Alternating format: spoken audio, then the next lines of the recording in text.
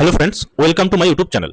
আমরা যারা চাকরি পরীক্ষার্থীরা রয়েছি, গত 7ই আগস্ট 2026 আমাদের ব্যাকওয়ার্ড ক্লাসেস ওয়েলফেয়ার ডিপার্টমেন্টের সচিবের পক্ষ থেকে আমাদের যে বিভিন্ন নিয়োগকারী সংস্থাগুলি রয়েছে, সেই সংস্থাগুলিকে রিজার্ভেশন পলিসি রিগার্ডিং একটি নোটিশ পাঠানো হয়েছিল, বা আমরা সেই নোটিশটি সবাই লক্ষ্য করেছি।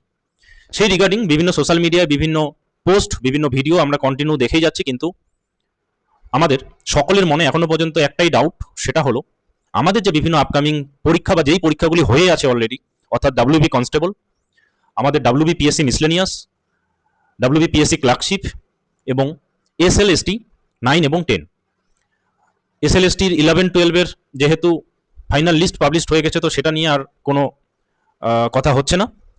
আমাদের যে এই সমস্ত যে পেন্ডিং রেজাল্টগুলি রয়েছে, সেই রেজাল্টে ওবিসি রিজার্ভেশন কোন রুলসটা ফলো হবে, অর্থাৎ 17 or 7, সেটা বোঝার জন্য আমাদের ব্যাকওয়ার্ড ক্লাসেস ওয়েলফেয়ার ডিপার্টমেন্টের যে নোটিশ, সেই নোটিশের 4 নম্বর পেজটা, একদম শেষের দিকে 4 নম্বর পেজ, অর্থাৎ এটা একটা 5 পেজের একটা নোটিশ। তো সেই নোটিশের 4 নম্বর পেজটা যদি আমরা একটু ভালো মতো লক্ষ্য করি, তবে আমাদের আর অন্য কোনো পোস্ট বা অন্য কোনো সোশ্যাল মিডিয়ায় মাথা ঘামাতে হবে না। তো সেই নোটিশের 4 নম্বর পেজে কি বলা ছিল সেটা আমরা একবার দেখে নিই। দেখো, এই হলো ইংলিশের নোটিশটা, যেটাকে আমি বাংলায় ট্রান্সলেট করেছি। দেখে নাও কি বলা আছে। এবং যেহেতু রাজ্য সরকারকে পরামর্শ দেওয়া হয়েছে যে উল্লিখিত সময়কালের মধ্যে শুরু হওয়া যে সমস্ত নিয়োগ প্রক্রিয়ায় ইতিমধ্যেই চূড়ান্ত মেধা তালিকার অর্থাৎ ফাইনাল মেরিট লিস্ট ভিত্তিতে সফল প্রার্থীদের নিয়োগপত্র মানে অ্যাপয়েন্টমেন্ট লেটার জারি করা হয়ে গেছে, সেগুলির ক্ষেত্রে ওবিসি সংরক্ষণের বিষয়ে রাজ্য সরকারের তৎকালীন সংরক্ষণ নীতি বজায় থাকবে। এটা আশা করি তোমরা বুঝতে পারলে।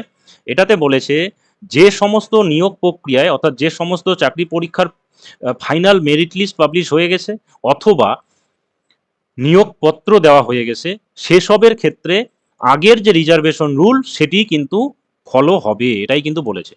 এবং অন্যান্য সমস্ত ক্ষেত্রের জন্য এবং এরপরের যেগুলো পেন্ডিং রয়েছে বা মানে আজকের পর মানে 7/8/2026 পরে যেগুলি রেজাল্ট পাবলিশ হবে, সরকারকে শ্রম দপ্তরের 25/5/2026 তারিখের বিজ্ঞপ্তি নাম্বার এত সহ 18/5/2026 তারিখের বিজ্ঞপ্তি নাম্বার এত এবং এত অনুসরণ করার পরামর্শ দেওয়া হয়েছে। তাহলে এই যে লেখাটা, এই লেখাটা যদি কেউ ভালো মতো পড়ে, তাহলে সে ক্লিয়ারলি বুঝতে পারছে যে যে সমস্ত রিক্রুটমেন্টের ফাইনাল রেজাল্ট পাবলিশ হয়ে গেছে বা অ্যাপয়েন্টমেন্ট লেটার পেয়ে গেছে, যারা পেয়ে গেছে তাদের ক্ষেত্রে আগের যে রিজার্ভেশন সেটি ফলো হবে, এবং যতগুলি রেজাল্ট পেন্ডিং রয়েছে বা যেগুলির ফাইনাল রেজাল্ট এখনো পাবলিশ হয়নি, সেগুলিতে আমাদের যে নতুন রিজার্ভেশন অর্থাৎ 7% সেটা ধরেই কিন্তু রেজাল্ট পাবলিশ হবে।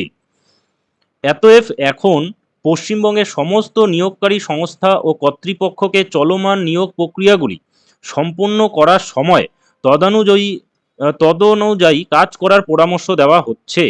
তাহলে আমাদের যে বিভিন্ন সংস্থাগুলি রয়েছে, চলমান যে নিয়োগ প্রক্রিয়াগুলি সেগুলিকে কিন্তু সেই অনুযায়ী কিন্তু কাজ করতে বলা হচ্ছে, অর্থাৎ 7% যে রিজার্ভেশন সেটি ধরেই কিন্তু তাহলে আমাদের যে ডাব্লিউবিপি কনস্টেবল মনে হয় 2024 রিক্রুটমেন্ট, আমাদের ডাব্লিউবি পিএসসির যে মিসলেনিয়াস এবং ক্লার্কশিপ,